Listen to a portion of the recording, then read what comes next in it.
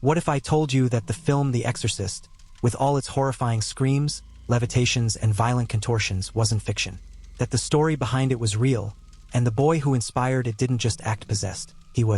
His name was Roland Doe, and what happened to him remains one of the most disturbing cases of demonic possession in American history. It began in the late 1940s, in a quiet suburban neighborhood of Maryland. Roland was a 13-year-old boy, quiet and introverted, raised in a strict Lutheran household. He wasn't particularly strange until the day his beloved aunt, a spiritualist who had introduced him to the Ouija board, suddenly died.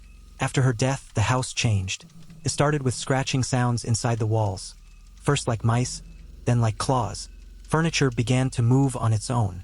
Dishes rattled violently inside cabinets. The family tried to ignore it, rationalize it. But when Roland's mattress began to shake violently at night, and invisible hands carved words like hell and evil into his skin, they knew this was no ordinary haunting. Priests were called. At first, they thought it was mental illness or grief, but what they witnessed defied logic. Roland would speak in languages he had never learned, Latin, Aramaic. He would scream blasphemies with voices that did not sound human. His body would contort in impossible ways, bending backwards, levitating off the bed. Crosses thrown into the room would shatter. Holy water would sizzle on his skin like acid. One priest attempted a private blessing at the house. As he prayed, Roland's eyes turned completely black, and he growled, "I am Legion." The priest barely made it out before collapsing from fear. The family, desperate and terrified, brought Roland to St. Louis, where a group of Jesuit priests agreed to conduct a full exorcism. Over the course of weeks, they battled the entity inside him in a private hospital room. The walls shook. Objects flew across the room.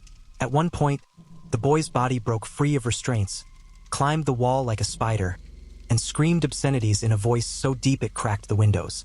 One priest was hospitalized after suffering a deep gash across his chest, slashed by something invisible. The exorcism reached its climax when Roland, eyes rolled back in his head, shouted a final shriek and collapsed. A blinding light reportedly filled the room, and he awoke calm, clear-eyed. The torment, it seemed, had ended. But did the demon truly leave? Some say yes.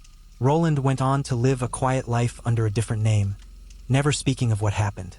But others believe that something remained dormant, waiting, feeding, and every so often, someone reports a strange encounter of a man speaking in voices not his own, eyes going dark for a split second, whispering the name of a priest he should not know. The Catholic Church has never officially confirmed the exorcism. The records are sealed. The priests involved are either dead or silent. But those who were there, they never forgot.